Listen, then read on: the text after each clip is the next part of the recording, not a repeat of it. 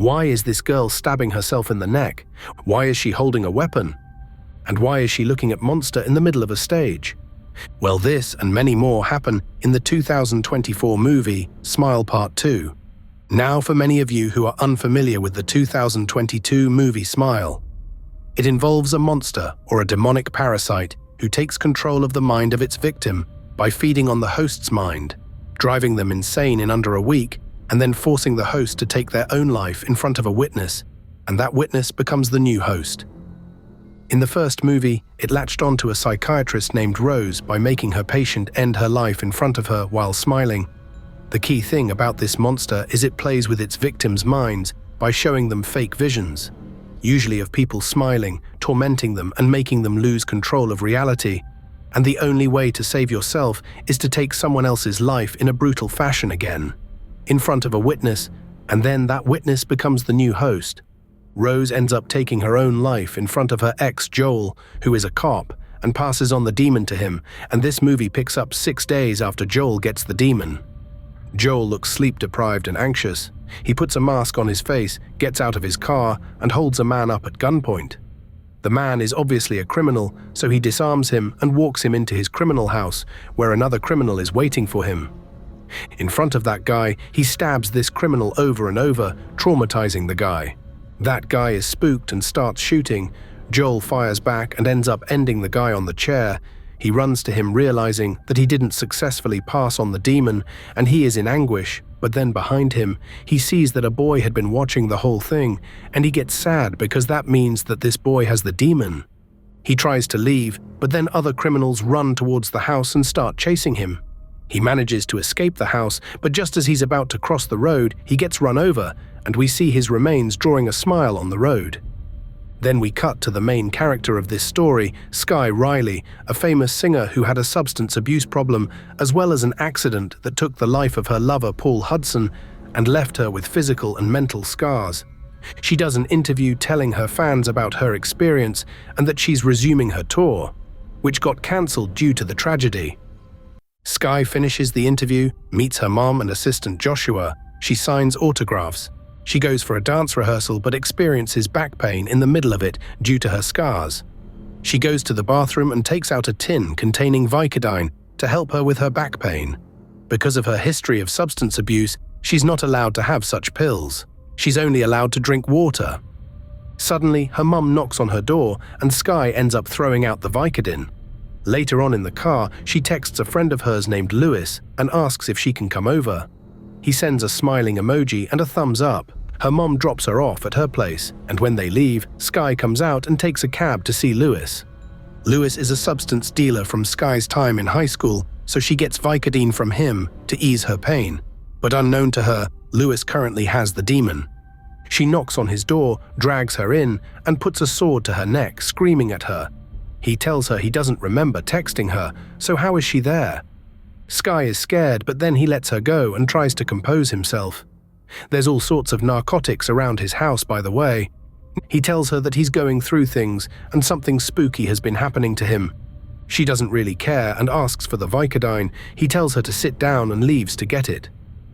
Sky sits and tries to get a hold of herself around everything she's seeing, as well as a news story about herself. Then she notices that Lewis has been gone for a while, and she tries to call him. But he comes out of his room in another manic episode, and then he suddenly starts screaming like he's seeing a monster. Then he stops and starts smiling at Sky. He takes a weighted plate and smashes his face in while smiling. It's pretty gruesome. Sky even vomits afterward.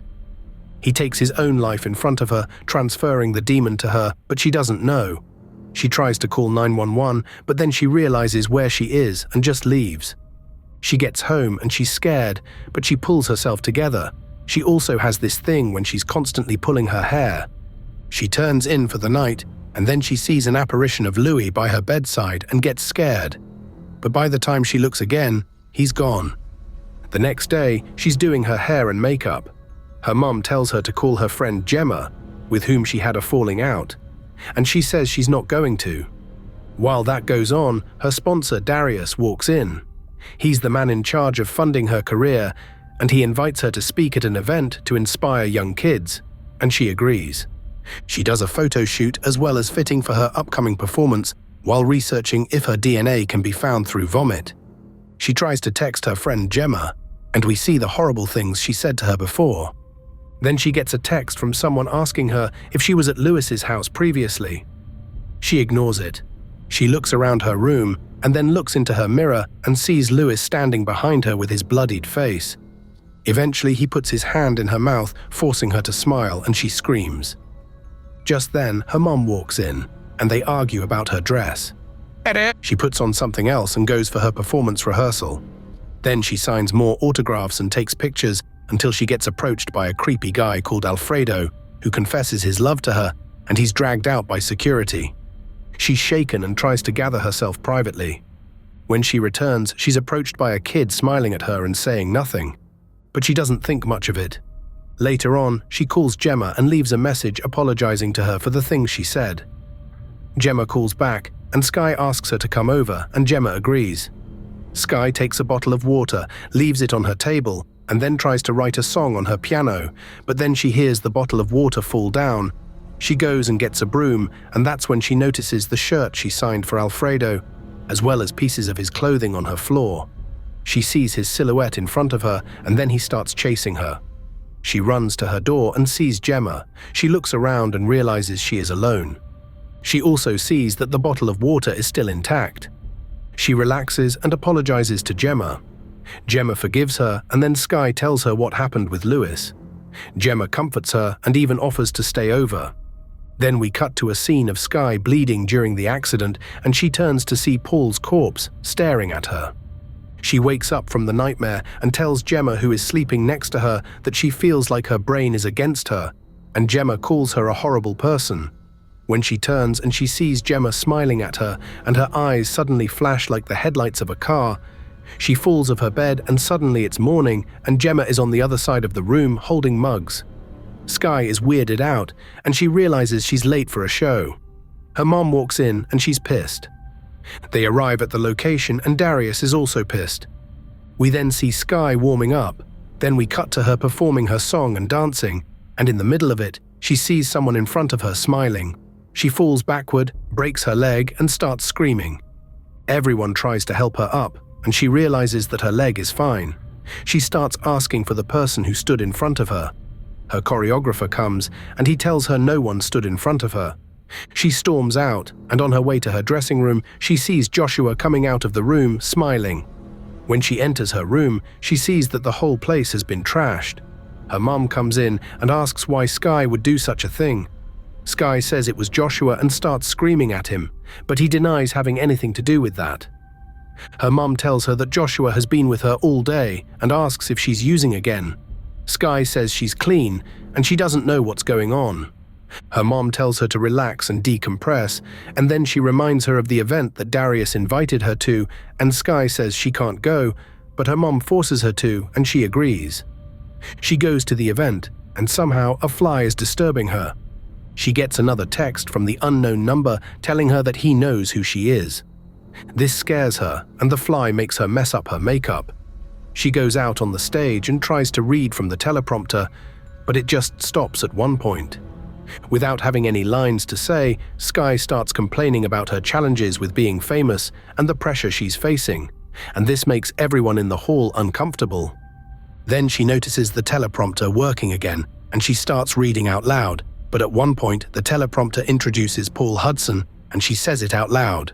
Everyone in the room is in shock that she would say that, and then she sees Paul in the crowd smiling and walking towards her. She starts screaming, and everyone else is just there wondering what she could be screaming at. When she steadies herself, Paul is gone, and the woman behind tries to hold her, and immediately she sees Paul again. She pushes him, but she actually ends up pushing the old woman, injuring her. After the event, Sky goes back home, and she's really distraught. She receives another text from the unknown number, and he tells her she's in danger, and that what she's seeing is actually real. She texts him back. He then sends her the video that Lewis sent to him. In the video, Lewis shows a dark corner of his room where an obscure figure is there smiling at him. As she stares at it, she gets scared by the ghost of Lewis as well. She pulls herself together and sets up a meeting with the number. She goes to a bar all incognito, and there she meets Morris, who tells her about the smile curse and the parasitic demon that feeds on trauma. Morris tells her that his brother once had the curse, and he asked for his help, but he didn't believe it until it was too late, and he has been tracking the demon ever since. He tells Skye that he has a solution on how they can end the demon for good. They'll have to take her life first before the demon takes control of her. That way, the demon won't have a way to survive. After the demon is gone, he'll restart her heart, and it will all be fine. Morris tells her he already has the equipment ready, she just needs to consent. Skye tells him he's crazy, and while all this happens, Skye keeps getting calls, so it's really distracting. She tries to leave, and Morris warns her that soon she won't be able to tell when the demon is manipulating her. Skye then gets recognized by fans and she's forced to leave. She goes back to her apartment and starts packing her stuff. She gets a bit of pain in her bathroom, but she pulls herself together. As she leaves the bathroom, she turns on a light and sees a bunch of people smiling at her. She gets spooked and runs. They chase her and start holding, oppressing, and pulling her hair. Someone even sticks their entire arm into her throat. Wow, now I am traumatized. Then we get a flashback of what happened on the night of the accident with Paul. It was pretty gruesome. Skye then wakes up on the bed with her mum lying next to her and a drip attached to her. Her mum tells her she was found passed out, and that's why she was admitted. Joshua leaves her a sweater and goes to get her water. Her mom tells her to rest and then get ready to restart her tour. Skye tells her she can't do the tour again, and they get into an argument, and suddenly her mum starts smiling at her. Then she goes towards a mirror, shatters it to pieces, and starts stabbing herself while smiling. Skye is on the bed trying to break free from the drip. When she finally gets to the door, she notices that she's covered in blood, and the broken piece is on her hand, which means she was the one stabbing her mum. She looks back and sees her mum on the floor, lifeless. Joshua tries to come into the room, but she tells him to go get her a soda. She puts on the sweatshirt to cover most of the blood, and she leaves the room. When she gets to the hospital lobby, she notices a lot of people and an exit. On her way there, Joshua notices her and the blood, and he starts calling for help. Skye then gets approached by a bunch of people. She calls to a security guard, grabs his firearm, and points it at everyone, including Darius. She runs out of the hospital barefooted, and to add salt to injury, she steps on a shard of glass which wounds her leg. Just then, Gemma meets up with her. Apparently, Skye's mom calls her. She asks for a ride, and Gemma shows her her Uber. Skye runs to the Uber and pulls a Grand Theft Auto. She tries to get into the car, but Gemma tells her that she can't drive in this condition, and she's coming with her. Skye moves to the passenger seat, and Gemma drives. She texts Morris, and he sends her a text of his location in Staten Island. She tells Gemma to drive there and remove the glass from her leg. Soon she starts telling Gemma to leave her before she messes up her life, but Gemma calls Skye her ride or die. But here's where things get even more crazy. Skye then receives a call, and it's Gemma. Turns out she is just now responding to the voice. Message that Skye left a few days ago. She never spent the night with Skye. So who is driving the car? Skye turns and she sees Gemma smiling at her. It's the demon, and it tells her that no one cares about her and everyone hates her. Skye keeps telling herself this isn't real and that she is in control. Eventually she settles and her mind clears. Turns out she is the one driving, and she almost has an accident. She steals herself again and drives to Staten Island. There she meets Morris. She comes out and gives him the weapon and tells him to shoot her if she starts smiling and tries to take her own life. Morris agrees. He then takes her to an abandoned Pizza Hut, where he'll put her in a freezer to slow her brain from deteriorating as he stops her heart. She gets into the freezer, changes, and lays on a table. He shows her the drug that will slow down her heart. As she lies down, she starts telling him that she doesn't want what she's going through to ever happen to anyone. Morris agrees and says he'll be right back. Skye starts panicking again, and as she looks up, she sees that the demon has taken on her image from when she had the accident with Paul. The demon attacks her, and they start fighting. Skye tries to reach for the syringe near her, but the demon holds Skye on the floor and forces her fingers into its mouth. Skye then bites the fingers off, takes the syringe, and stabs her neck. The demon starts screaming, and Skye starts to pass out. But just as we think it's all over, Sky's vision clears and it turns out everything has been part of an elaborate hallucination. The demon then traps Sky in a locker and tells her that it's always been in control.